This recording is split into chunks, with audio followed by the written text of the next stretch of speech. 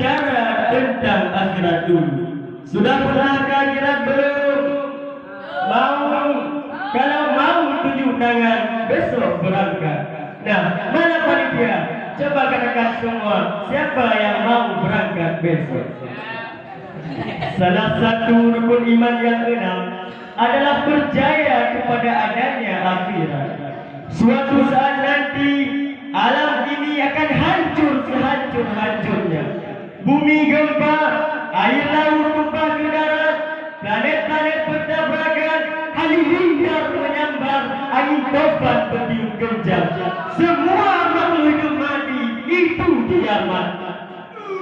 Jangan heran saudara-saudara, di akhirat nanti keadaan manusia semuanya berubah.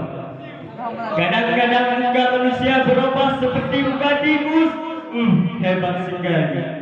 Badannya badan manusia, tetapi mukanya berubah seperti muka tikus. Kenapa?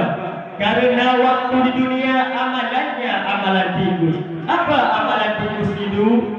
Suka menggerabati uang rakyat, maka di akhirat nanti mukanya berubah seperti muka tikus. Na'udzubillah min dzalik. Ada lagi, di akhirat nanti muka manusia berubah seperti muka harimau. Badannya badan manusia, tetapi mukanya berubah seperti muka harimau. Kenapa? Karena waktu di dunia amalannya amalan harimau. Apa amalan harimau itu? Ingin menang sendiri, keras kepala. Apabila pergi ke hutan, harimau pasti akan menjadi raja. Padahal kita tidak pernah pilkada alias pemilihan umum. Betul apa tidak hadirin? Takbir! Allahu Akbar.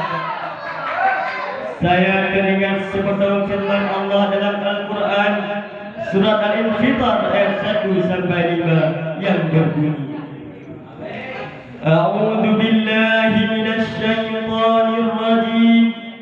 Bismillahirrahmanirrahim. Idza as-samaa'u fatarat wa idzal kawakibu intasarat wa idzal biharu fujirat wa idzal qubur bu'thirat alimat nafsum ma qaddamat wa akharat.